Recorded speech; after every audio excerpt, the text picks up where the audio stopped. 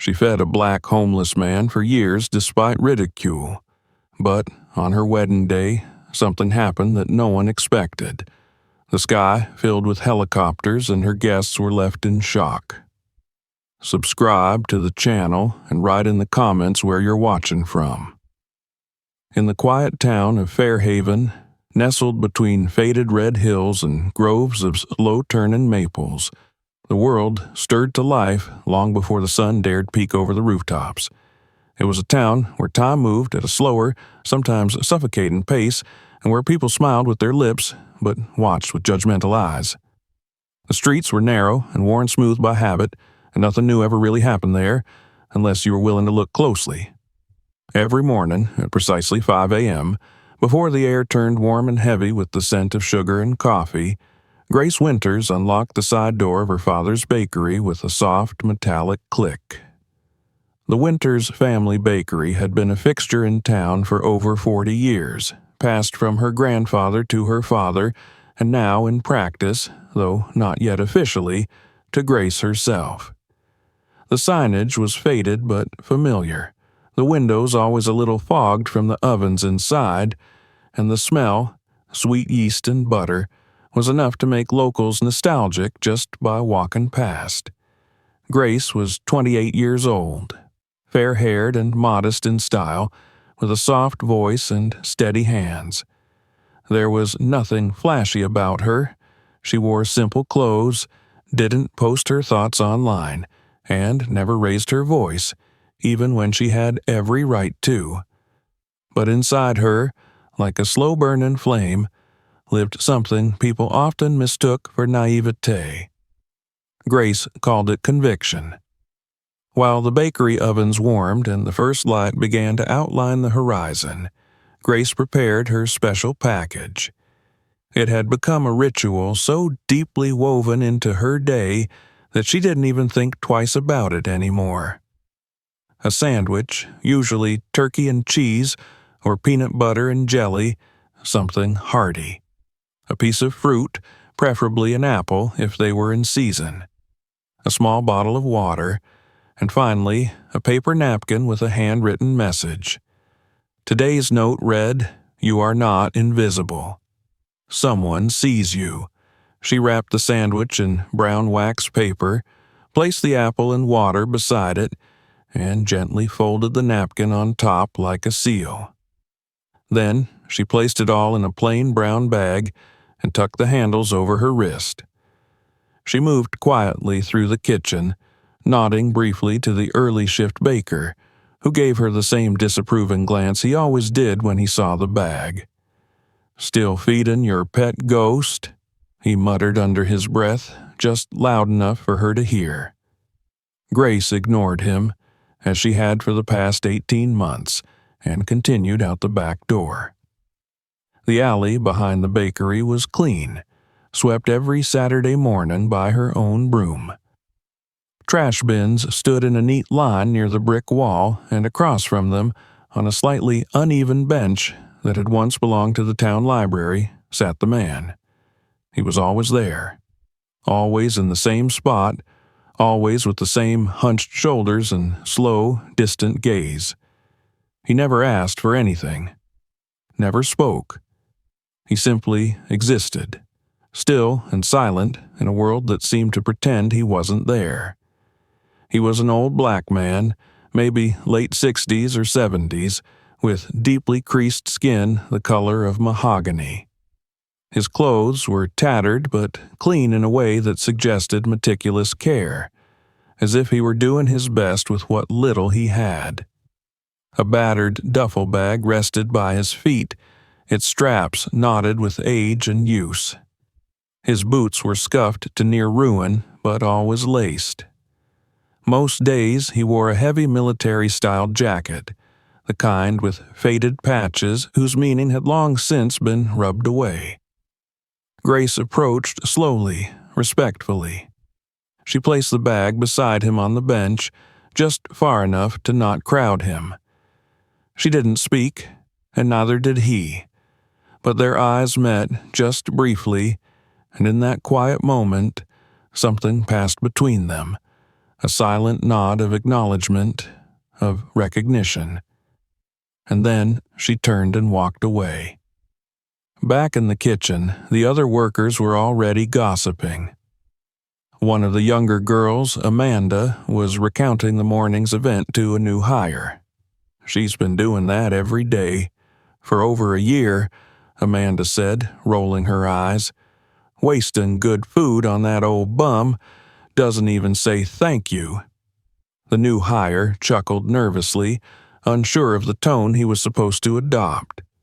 "Maybe he's her secret lover," he joked, and the group burst into laughter. Grace pretended not to hear. She continued kneading the dough for cinnamon rolls, her hands working rhythmically, her shoulders tense but held steady. The comments no longer surprised her, but they still stung in the way paper cuts did, small, sharp, and irritating long after they occurred. Later that day, the bakery manager pulled her aside under the pretense of a performance review.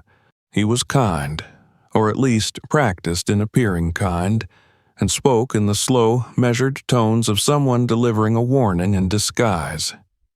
"We all admire your compassion, Grace. Truly. But some customers have mentioned feeling uncomfortable," he said, folding his hands. "It might be best, for the business, if we refrained from encouraging vagrancy near the premises." Grace listened, nodded politely, and gave no response. She had heard similar things from other people before, people who liked to package cruelty and civility, people who claimed discomfort as a shield for their own indifference. But she changed nothing. Instead, she started arriving 15 minutes earlier, when even the earliest employees hadn't yet clocked in. She left the food before anyone could see her, walked the alley while it was still blue with pre-dawn light. She made her kindness smaller, quieter, but not less. One afternoon, her mother stopped by the bakery with samples for the florist.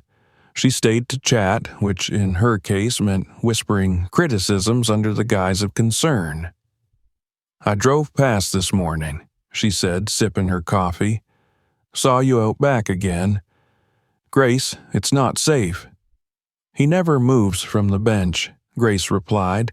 "That's even worse. Could be sick. Could be dangerous." "He's neither." "You don't know that." Grace didn't answer. Her mother was the kind of woman who donated to charity once a year and thought it made her a saint.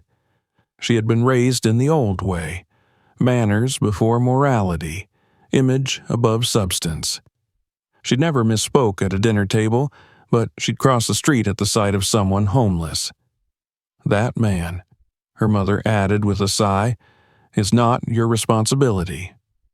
But Grace felt differently. She didn't see a threat or a nuisance.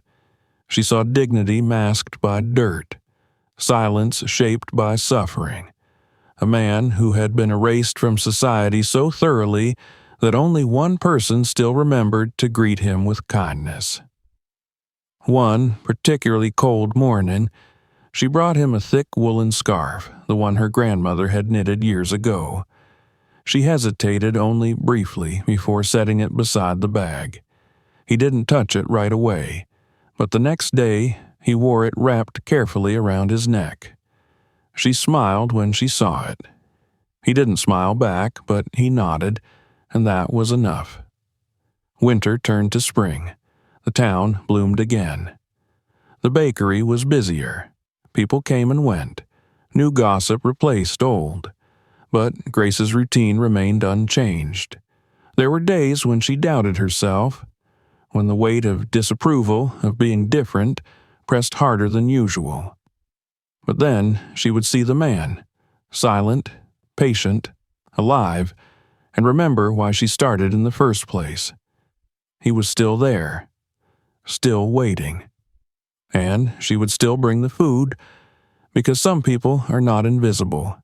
They are only unseen. And Grace Winters had never believed in pretending. The days grew longer as winter slowly unfurled into spring. The heavy winds lost their bite, and the sky, once a muted gray canvas, began brushing hints of blue along the horizon. In the town of Fairhaven, people emerged from behind closed doors like bears stirring from hibernation, eager to plant flowers, mow their lawns, and pretend they hadn't spent the colder months watching their neighbors too closely. Life resumed with an artificial cheer, and with it came new distractions. Church fairs, weekend markets, rumors of someone getting divorced or arrested, depending on who told the story. For Grace Winters, the changing season brought no change in rhythm. The days may have brightened, the air sweetened with blossoms, but her morning routine remained precisely the same.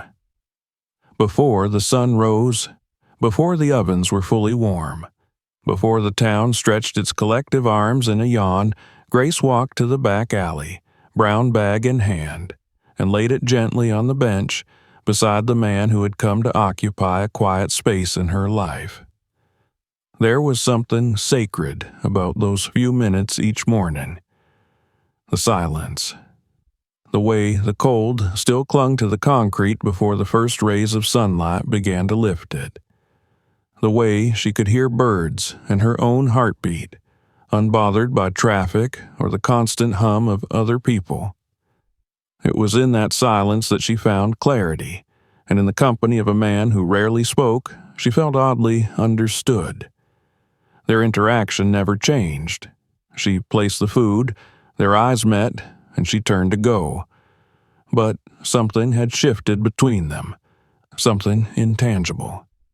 It was in the way he nodded now, slower, deeper. In the way he reached for the bag, not with haste or desperation, but with care, as though acknowledging its meaning went beyond the contents. One morning, when the wind was still sharp and a thin layer of frost traced the edges of the bench, Grace found something new waiting for her. It was subtle, so easy to miss that she almost walked past it. Nestled beneath the corner of the bench, nearly hidden in shadow, was a folded napkin. At first, she thought it had simply blown there by accident, but then she saw her own handwriting faintly peeking out. It was one of the napkins she had written a message on days earlier. She bent down, heart already stirring with confusion and curiosity. Unfolding it, she discovered a single sentence scrawled in an uneven, shaky script, as though the writer had not held a pen in a long time. "Thank you for seeing me." She stood for a long moment, the napkin in her hand, the air unmoving. The words were few, but the weight of them settled heavily in her chest. It wasn't a grand gesture or a flowery speech. It was an acknowledgement, a break-in of silence that she had never asked for but always hoped might come. Back in the bakery, she tucked the napkin into her wallet like a prayer. It stayed there, flat and folded, between old receipts and loyalty cards, a quiet talisman that she returned to more often than she liked to admit. Whenever someone muttered something cruel, or her own doubt crept in, she would feel the edge of the paper and remember, he saw her too. She began to notice more subtle things. The scarf she had left for him, a deep navy woolen one knitted by her grandmother, was now wrapped neatly around his neck most mornings. On especially cold days, he pulled it high up under his chin. Some days, the food remained untouched for hours, and Grace worried. But it was always gone by mid-morning, and that, she learned, was his way of saying he was still there. Inside the bakery, however, the temperature had begun to change. The whispers, once sporadic and hushed, grew louder with repetition. A few regulars began mentioning that man behind the building, complaining that his presence was bad for business. Amanda, the younger assistant, delighted in playing the role of informant. "She's still feeding that homeless guy," she told a customer one day, shaking her head with a pitying sigh. "Every single morning, like clockwork. Probably thinks she's some kind of angel." The customer scoffed, amused and irritated. "Poor thing. thinking she's making a difference. Grace had heard the words. She'd been standing not far from them, rolling dough on the prep table. She said nothing, didn't even glance their way, but her grip on the rolling pin had tightened until her knuckles turned white. It wasn't that the judgment hurt, she was used to that by now, but the dismissiveness, the casual cruelty, cut deep. These people saw her acts of kindness as delusion, not grace. They reduced a man to a cautionary tale, a dirty inconvenience to be ignored or mocked. She wanted to scream, to shake them and say, "He is someone. He matters." But she didn't. She continued her work, steady and precise, letting her actions speak where words would only scatter in the wind. When she told her mother what had happened, hoping perhaps for support, she was met with disapproval instead. "You're too soft-hearted," her mother said, sipping her tea. "Always picking up strays, always giving away what you've earned." Grace stared at the steam curling from her own mug. "He never asked me for anything." All the more reason to be wary. You don't know what kind of man he is. You don't know what he's done. "I don't care." "You should." The conversation ended there, suspended in silence, each woman withdrawn into her own stubbornness. Her mother could not understand, would never understand, and Grace had long given up trying to make her. Tom, her fiancé, was gentler about it, though just as uncertain.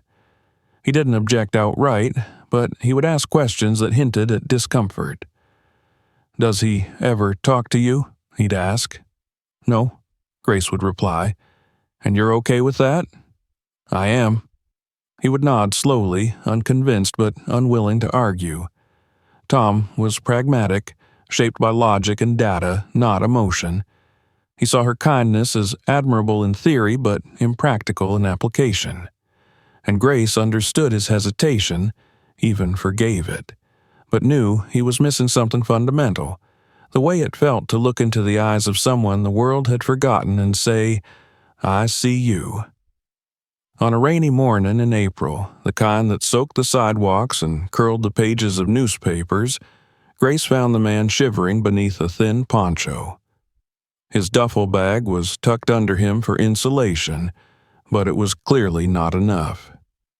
His hands trembled slightly as he accepted the food, and for the first time, Grace hesitated before walking away. She returned 5 minutes later with a thermos of hot coffee and her own woolen scarf. She'd worn it for years, a deep green gift from her sister during a Christmas they barely got through. Without saying a word, she draped it over his shoulders, placed the thermos beside him, and retreated into the bakery. The next morning, he wore the scarf. And the morning after that. It became part of his uniform, part of their ritual. From that point on, Grace no longer wondered if what she was doing mattered. She knew. It wasn't about rescue or transformation or glory. It was about presence, about reminding another human being every day that he was not forgotten. She never asked his name. He never offered it. But they knew each other more honestly than most people who shared dinner tables. Spring turned into early summer. The town grew busier. New hires came and went. The gossip shifted to wedding preparations and high school graduations. But behind the bakery, on that weathered bench beside the trash bins, the man still waited, and Grace still brought him food. One morning, a coworker passing by muttered, "He'll take advantage of her kindness one day." But Grace no longer flinched, because the truth was simple. He never had, and he never would.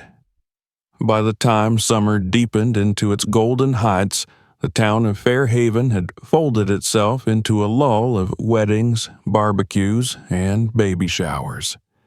The local church bulletin was filled with announcements of unions and engagements, all carefully adorned with pastel borders and cursive script.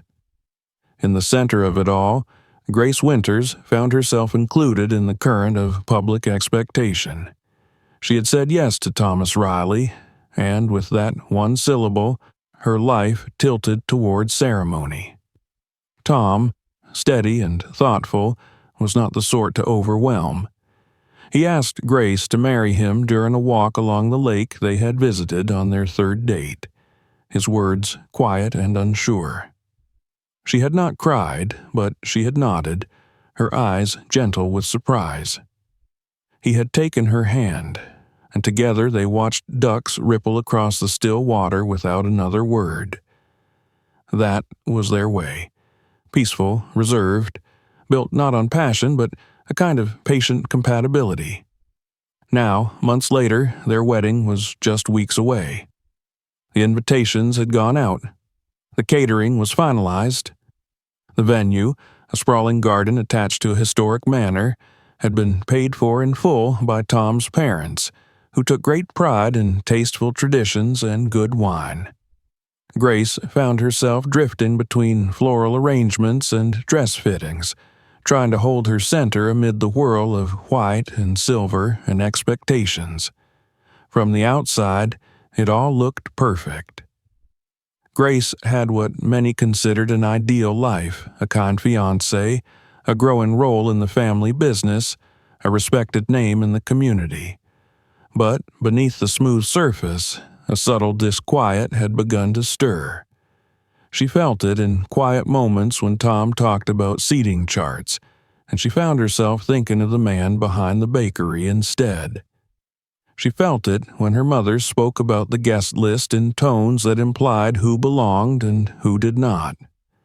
She felt it most keenly when she walked to the back alley each morning and saw him still sitting there, unmoving, unwavering, and entirely uninvited. She never told Tom about the note, the one on the napkin, or the scarf, or the fact that she had begun to recognize the man's rhythm more deeply than some of her own relatives. Tom knew about the homeless man, of course. He knew she brought food, but he didn't know the shape of their unspoken bond. He didn't understand that for Grace this ritual had become more than an act of kindness. It was a thread in her life's fabric, quiet and strong, holding parts of her together.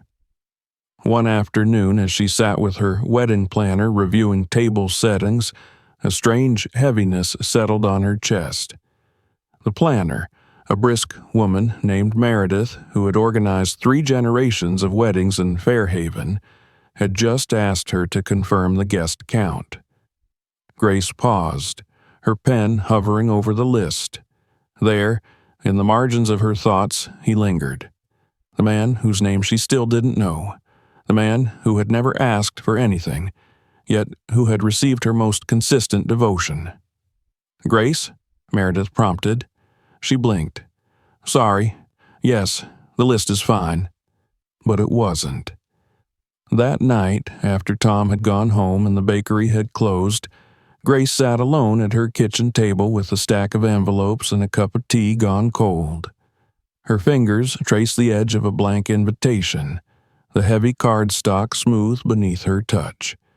She stared at it for a long time, wrestling with something deeper than etiquette. What would it mean to invite him? Would he even come? Would it embarrass Tom? Would her family understand? No, they wouldn't, but she wrote it anyway. There was no full name to address it to, no mail-in address, just a simple message in her slanted, careful handwriting. "You are welcome at my wedding. It would mean a great deal to see you there. Grace." She placed it in a plain envelope, unsealed, and the next morning tucked it beneath the brown bag of food she left on the bench. She did not expect anything. She did not even expect it to be opened. She merely needed to offer the invitation, needed to make the gesture, even if it went unnoticed. It felt necessary, like finishing a sentence she'd been writing for 2 years.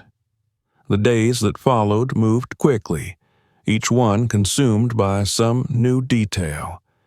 Her mother was consumed by the guest list, reviewing it obsessively, crossing out names she deemed too distant or too embarrassing. When Grace mentioned inviting a few of her coworkers, her mother's mouth twisted. "You mean those girls at the bakery? Honestly, darling, they don't exactly fit the tone we're trying to set." Grace didn't reply. She had long since stopped expecting her mother to say anything that wasn't laced with judgment. Tom, for his part, was supportive in that absent-minded way that often came with men unaccustomed to emotional complexities. He asked if she was excited, and she said yes. He asked if she needed help, and she said no. He did not notice that her eyes drifted during these conversations, that her replies were quieter than usual. One evening, while folding programs at her kitchen table, Grace overheard a story on the radio. A veteran had been found living under a bridge in a nearby city. He had served in Iraq. He had once received a medal for valor. Now he ate out of dumpsters. Grace listened, unmoving, her hands still on the paper in her lap. She wondered, not for the first time, who the man behind her bakery had once been. He wore a jacket that looked like it had seen combat. He sat like someone used to stand and watch. There were mornings when his back was impossibly straight, his gaze fixed far beyond the alley walls. He never asked for anything. Not food, not money, not pity. He had dignity, even in silence. She thought again of the napkin, the careful handwriting. "Thank you for seeing me." Would he come? The thought returned again and again. It flickered through her mind during the final fitting of her dress, during the rehearsal dinner, even during the last conversation she had with Tom before the ceremony.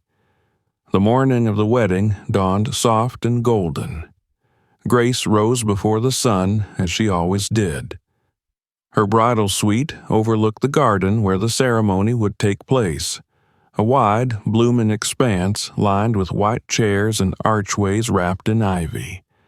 Everything was as it should be. Everything looked perfect. And yet, as she stared out the window, watching the staff make final adjustments, her eyes drifted beyond the decorations, beyond the guests arriving in pastels and pearls. She looked toward the entrance of the estate. And then she saw him. He stood alone, near the edge of the gravel path, dressed in a clean, though clearly aged suit. The jacket was pressed, his boots were polished. The scarf she had given him months ago was folded carefully around his neck. He held nothing in his hands, no bag, no card. He was simply there, upright and silent, with the same stillness he brought to the alley bench. Grace felt the world tilt gently on its axis. Somewhere behind her, her mother was complaining about champagne flutes. Her bridesmaids were applying makeup, talking about photos, but Grace no longer heard them. She looked at him, he looked at her, and for a moment, everything else disappeared. She knew then, knew with a certainty that settled deep in her bones, that he had come not for food, not out of obligation, but because he understood. Because he, too, had been writing a sentence these past 2 years, and now, finally, he was ready to finish it. Grace stepped away from the mirror, her dress swaying softly around her ankles. She would meet him, and she would walk with him into a space where people had already begun to judge. But she was no longer afraid, because what they were about to witness was not just a wedding, it was the arrival of truth. The chatter outside had reached a crescendo.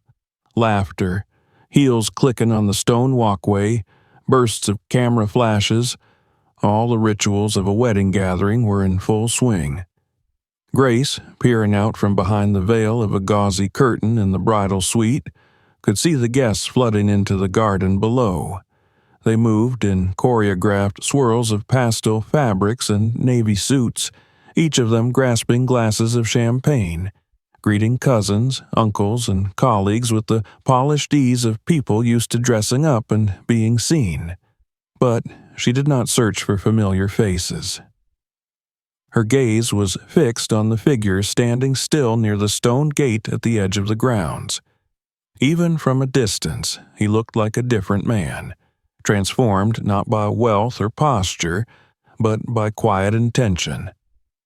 The suit he wore was dated, its seams softened with age, but it had clearly been pressed with care. The scarf she had once left for him, green wool, still a bit threadbare at the edges, was folded neatly over the lapel. His boots, though old, had been polished to a respectful gleam. Grace stared down at him, heart clenched and rising all at once, her breath caught not with fear, but with something heavier. It was happening. He had come. He had chosen to cross the invisible line the world had drawn around him, and he had done it alone, with no fanfare, no preparation beyond a clean collar and a steady walk. From behind her, the bridal suite murmured with activity. Bridesmaids snapped selfies. The makeup artist adjusted lip gloss. Her mother's voice pierced the air, sharp with logistical worry. I told them I wanted the chairs exactly aligned. Exactly, not roughly. And what's with the centerpieces? Who gave clearance for dahlias? The wedding planner whispered apologies and disappeared again. Grace stood still, her hand pressed against the cool glass, eyes still on the man by the gate. Her mother hadn't seen him yet. Neither had the guests. He took a step forward. Grace moved instinctively, gathering the hem of her gown, the satin brushing her ankles. She turned without a word and walked toward the door. One of her bridesmaids reached out to stop her, confusion flickering across her face. "Grace, where are you?" But Grace was already gone, her train sweeping behind her like a whisper of rebellion. Down the hall, through the kitchen corridor of the manor house, and out onto the gravel path that led to the edge of the lawn, she moved without hesitation. The guests hadn't noticed her yet. The musicians were tuning their instruments, and the ushers were checking lists and directing people to their seats. Only a few heads turned as she emerged into the open, her veil fluttering slightly in the breeze, her bouquet forgotten in the bridal suite. She walked straight toward him. He stood a few steps past the entrance arch, hands at his sides, back straight. As she approached, his face tilted up, and their eyes met once more. No words passed between them. He didn't move. He didn't need to. Grace reached him. Without pause, without the tremble she'd feared would betray her, she extended her hand. He looked down at it. Then he took it. Together they turned, and in that moment the murmurs began. A woman near the front row gasped audibly. Someone else hissed a startled breath. A cousin of Tom's leaned toward his wife, whispering with eyebrows raised. "Is she walking in with... Who is that man?" "I think he's homeless. I've seen him around."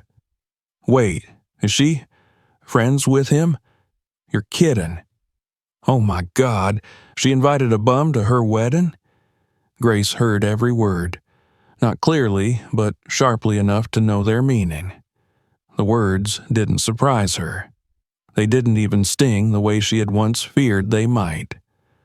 What struck her instead was how loud the disapproval was, not in volume, but in force.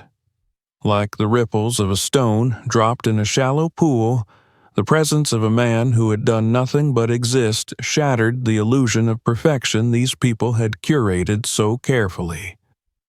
Her mother, now standing near the front row, stared in horror.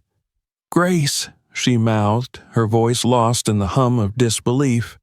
"What are you doing?" But Grace didn't stop. They moved slowly, not as a bride and father figure, nor as spectacle and scandal, But as two human beings who had once met over a paper bag in a silent morning and now stood in the middle of a ceremony that was no longer just about flowers and vows. She felt his hand tremble once, just slightly, and squeezed gently. By the time they reached the aisle, the silence was nearly complete. Even the musicians had stopped. Tom stood beneath the arch at the far end, his face unreadable. The officiant, a kind-faced woman with decades of weddings behind her, stood quietly, waiting. And then, just as the wind picked up, just as the moment stretched too thin to hold, a sound broke the stillness. It started low, barely more than a distant rumble. Then came the thudding of helicopter blades. At first, everyone looked skyward in confusion. Even Grace turned her head. Over the treetops, 3 helicopters emerged, dark and deliberate, slicing through the sky with military precision. They hovered for a breathless second before beginning their descent. From the opposite side of the grounds, a procession of black SUVs pulled into view, tires crunching against gravel. Guests stood. Some covered their mouths. Her mother staggered back a step, grabbing the arm of her friend. "What is this?" someone whispered. "What the hell is going on?" The SUVs stopped. Out stepped men and women in crisp navy dress uniforms, each adorned with medals, ribbons, shining buttons, each perfectly aligned. At their lead was a general, silver hair, square shoulders, face carved from experience. The musicians, without direction, began playing the national anthem. It was not part of the ceremony program. The honor guard marched toward the gathered guests and formed 2 symmetrical lines down the center aisle. The general stepped forward, saluted, and turned toward Grace and the man standing beside her. He lifted a microphone, one of the ones intended for the reception speeches. His voice, when it came, was steady and amplified over the stunned crowd. "Ladies and gentlemen," he said, pausing, "before this ceremony continues, we ask your attention. Because today, you almost turned your backs on a man who should never have to walk alone again." He turned slightly, extending his hand toward the man beside Grace. "This is Colonel Jonathan Elijah Brooks, recipient of the Silver Star, veteran of 3 combat deployments. He saved the lives of 23 men during an ambush in Afghanistan. After losing his family in a house fire upon his return, he withdrew from public life. He refused awards, interviews, retirement honors. He disappeared, but he did not die. He lived quietly, alone, until one woman saw him. Now he faced Grace. One woman, who asked no questions, demanded no explanations. She brought him food. She brought him dignity. Every day. For years. Without knowing who he was, without asking why he sat there. Gasps, murmurs, audible sobs from the crowd. A woman in the second row burst into tears. The general continued. "The United States National Guard owes a debt of honor to Colonel Brooks, but today we honor not only him, but the civilian who restored his faith in people. Miss Grace Winters." An officer stepped forward and placed a medal in the general's hand. He extended it to Grace. She did not reach for it. Instead, she turned to the man who still held her hand and stepped aside. With slow, shaking fingers, he took the medal and lifted it. Then, in a gesture that silenced even the birds above, he pinned it not to his chest, but to the edge of her wedding gown. The general saluted. The honor guard followed. All around them, guests sat frozen, overwhelmed by the sheer gravity of the moment. What had begun as a ceremony of tradition and beauty had become something else entirely. It had become truth. It had become redemption. And it was not finished yet. The garden stood suspended in a silence more profound than any words could have commanded. The colors of the wedding, white linens, soft lavender flowers, the blush tones of bridesmaids' dresses, seemed dulled now beneath the stark presence of navy uniforms, shining medals, and the pale blue flag of the National Guard that fluttered in the breeze like the punctuation at the end of a forgotten sentence. Grace stood still, not as a bride overcome with nerves, but as a woman stripped bare before a gathering of polite society now visibly shaken. She looked out across the rows of seated guests, some of whom had not yet reclaimed their seats. Faces, once smug and indifferent, now appeared reddened with embarrassment or pale with disbelief. Her mother, still standing, clutched her handbag with the rigidity of someone holding onto a vanishing illusion. Tom's father sat hunched over slightly, staring not at Grace or the uniformed honor guard, but at the gravel between his polished shoes. The moment had divided the gathering like a knife through silk. At Grace's side, Colonel Jonathan Brooks adjusted the lapel of his aged coat, the edges of which caught a glimmer of afternoon sunlight. He still said nothing. There was no need. The general had already spoken more truth than most had ever dared consider.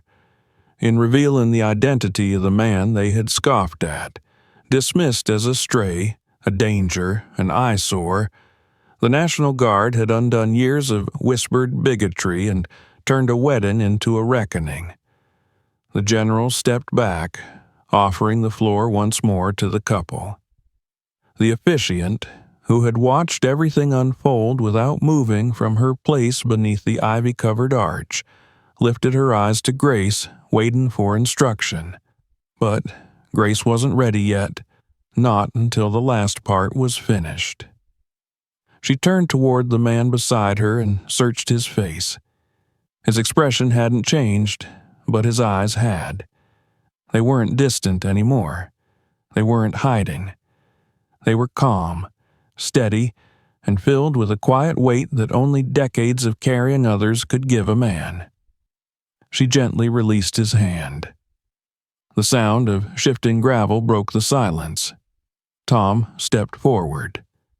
Until now, he had remained unmoving, unsure of how to react to the spectacle overtaking what was supposed to be his wedding. But now, something in his stance softened. He didn't look at the crowd or the soldiers. He looked only at Grace, then at the man she had brought into their ceremony without asking anyone's permission. He approached slowly, extending his hand toward the colonel. "Sir," he said, his voice low, uncertain, but sincere, "it would be an honor if you would walk her down the aisle." The colonel blinked once, then gave the smallest nod. He did not take the offered hand, but he placed his own, weathered, large, deliberate, on Grace's arm once more. They began walking. This time, the guests did not whisper. No one shifted in their seats. The silence was reverent now, not stunned. Each step they took resounded louder than music.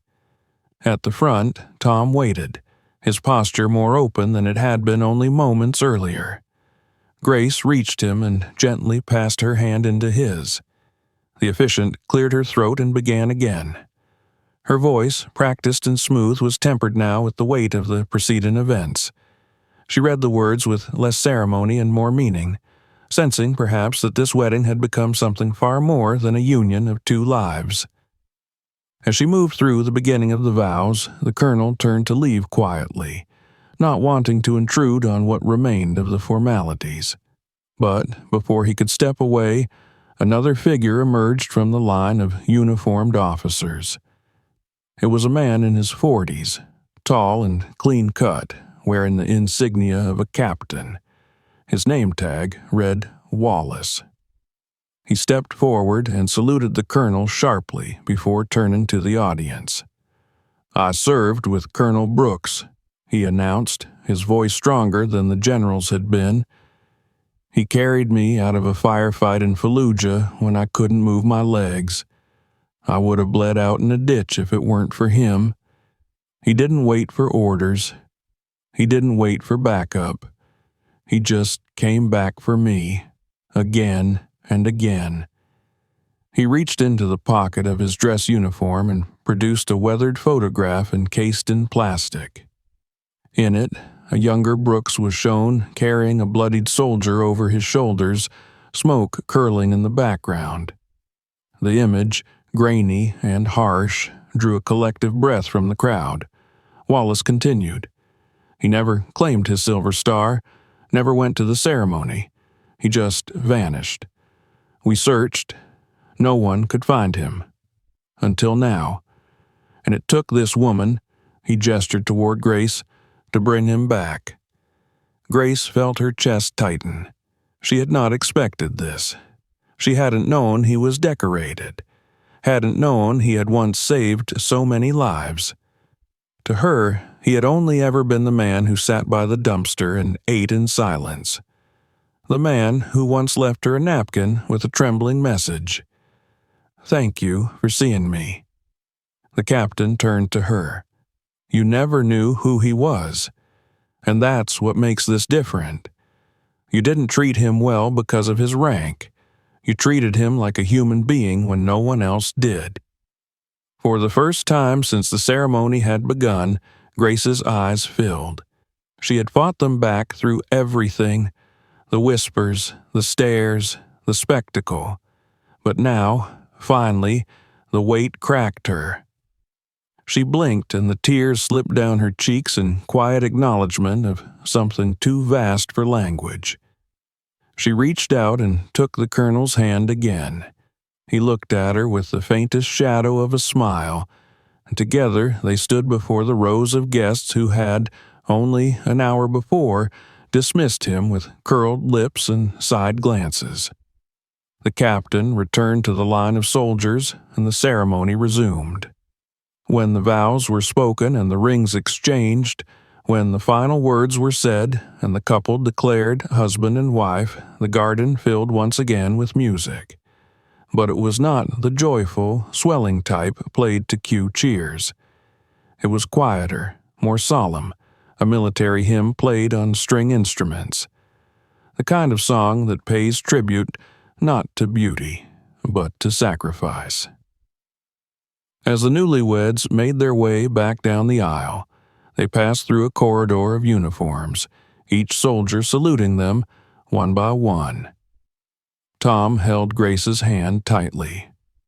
He did not speak, but when they reached the end of the row and turned toward the reception tent, he leaned close and whispered, "Thank you for being exactly who you are." Later, under the canopy of white cloth and twinkling lights, the reception resumed, though the mood was changed. The toasts were shorter, less self-congratulatory. The laughter, when it came, was gentler. Guests approached Grace in small groups, offering quiet apologies or heartfelt praise. Some simply nodded with shame on their faces. The colonel did not stay long. After one small plate of food, handed to him by Grace herself, he excused himself. She walked with him back to the edge of the garden, away from the lingering stares. "I didn't know," she said softly. "I didn't know any of it." "You weren't supposed to," he replied. "I didn't want you to." "Why?" "Because I wasn't trying to be saved." She hesitated. "Then why did you come?" He looked at her, the shadows deep around his eyes, the lines carved by pain and silence and years of unspoken grief. "I came to repay a debt," he said. "One I didn't know I had until you paid it first." She nodded. There was nothing else to say. He turned, adjusted the scarf once more, and walked down the gravel path, disappearing as quietly as he had arrived. The rest of the evening played out in softer tones. The guests danced, but not with abandon. The cake was cut, but without the choreographed flourish. Grace and Tom moved among their guests not as hosts, but as witnesses to something larger than celebration.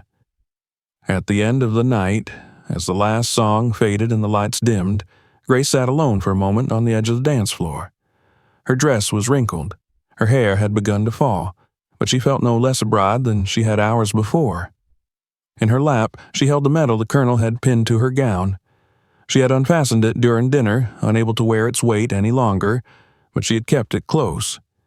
It gleamed faintly beneath the fairy lights, not polished, not new, but radiant in its truth.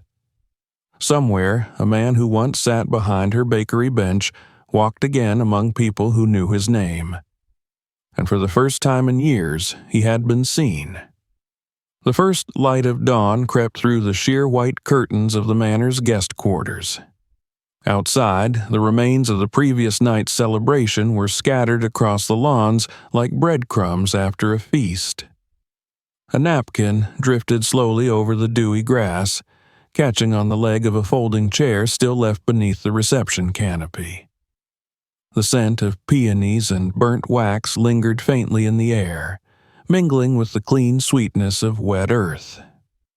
The wedding was over, but the weight of it had not yet settled. It hovered like fog, like a story still being written in the quiet aftermath of its most important chapter. Inside, Grace sat curled on a velvet settee, her wedding dress draped carefully across the back of a nearby chair. She wore a pale cotton robe now, the sleeves pushed up to her elbows, her bare feet tucked beneath her. Her hair, undone and tangled, fell around her face in soft waves. In her hands, she held the medal.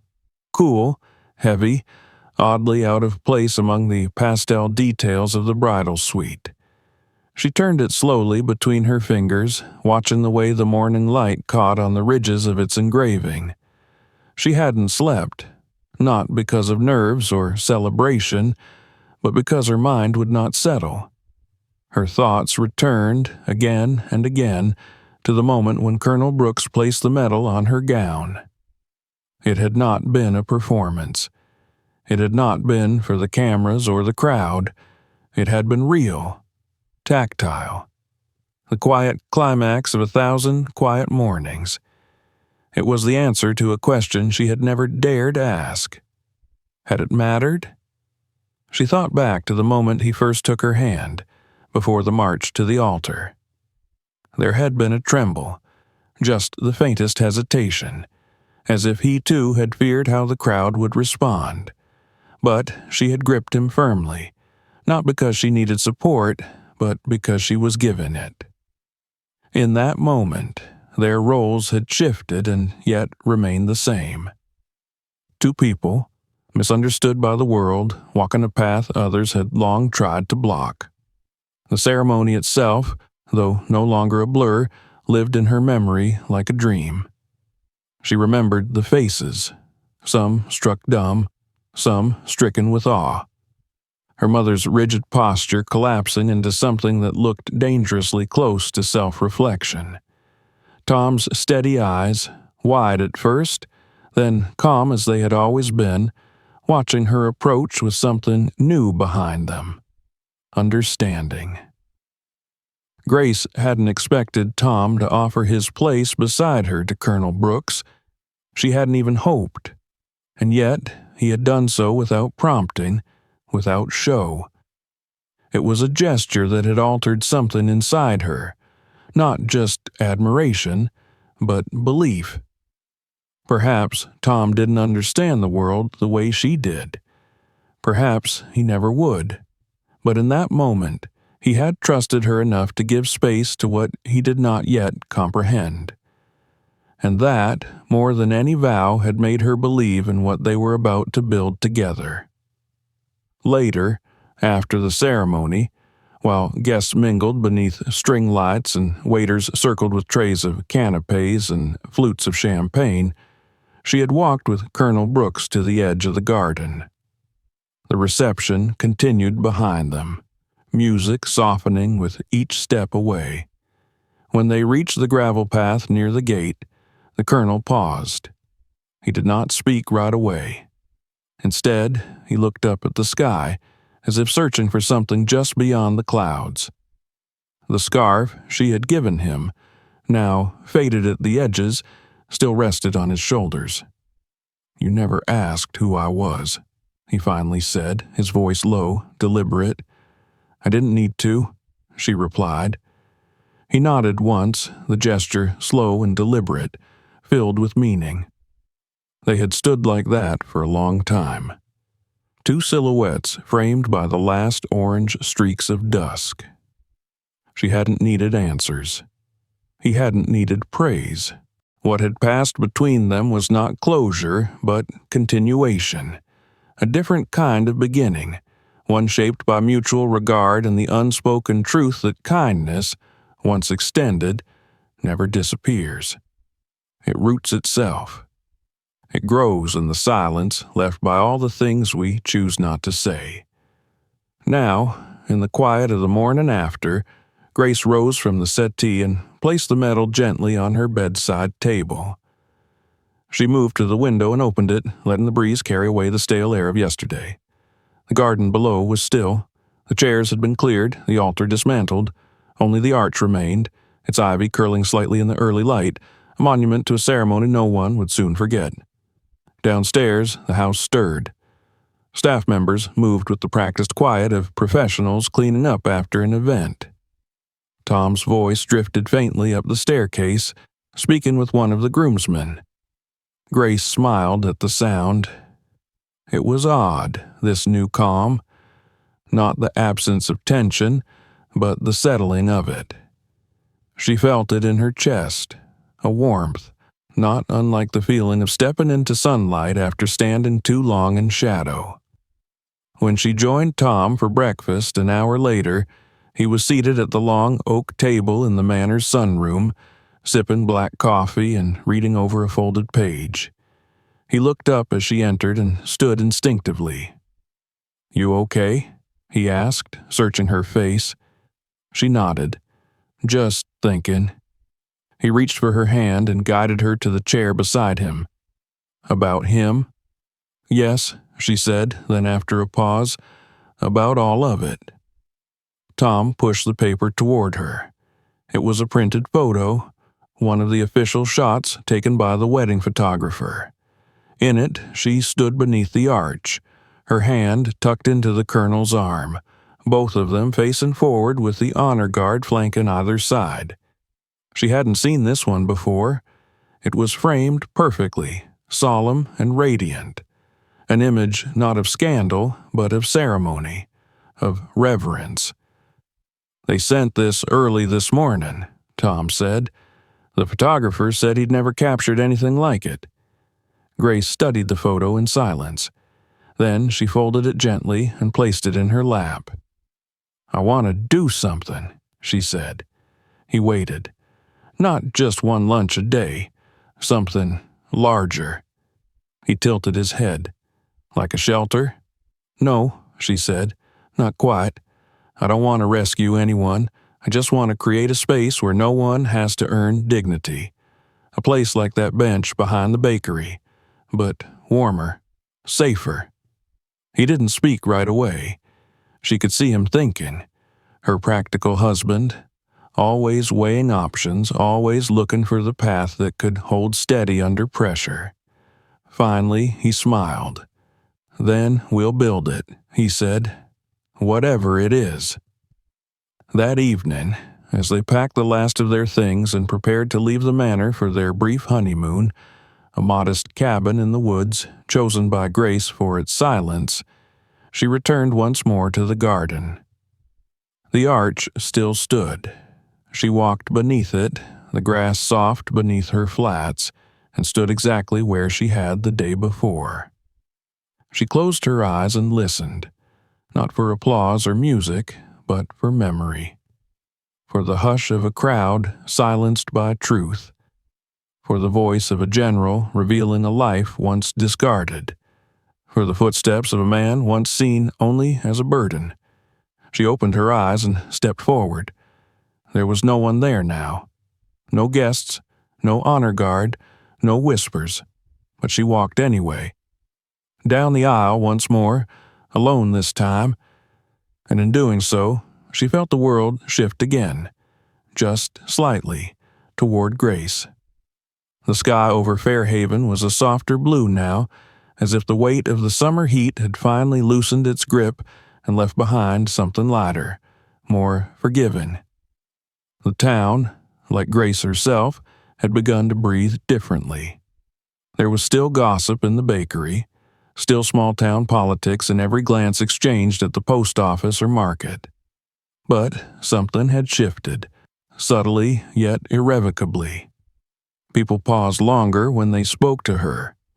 Some apologized in passing. Others brought up the wedding awkwardly, fumbling with words as if trying to rewrite their own memories of that day. Grace never corrected them. She didn't need to. The truth had already done that. After the wedding, Grace and Tom had driven north into the quiet hills of Vermont, where a cabin with creaking floors and a sloping roof waited for them beside a lake. For 4 days, they slept late and rose early. They walked hand in hand along trails that smelled of pine and cool water. They sat in silence beside the fireplace, eating soup from mismatched bowls and speaking of things that felt bigger than ceremony and rings. It wasn't the honeymoon most of their friends expected, but it was the one they needed. They didn't talk about the Colonel much, not directly, but his presence lingered in every conversation about the future, in every quiet discussion about what they could build beyond their home and marriage.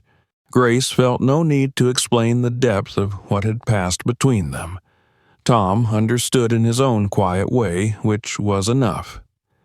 Upon returning to Fairhaven, Grace did not go back to the bakery, not right away.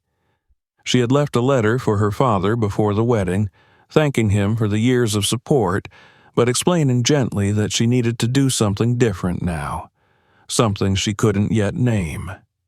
He hadn't called, he hadn't written, but he had left a single envelope on her doorstep 2 days after her return. Inside was a copy of the bakery's financial ledger and a handwritten note. "You always saw what others wouldn't. Don't stop." Grace read the note twice, then folded it beside the one she still carried in her wallet. "Thank you for seeing me." 2 sentences from 2 very different men, each affirming what she had known all along. That vision was not about eyes, but about heart.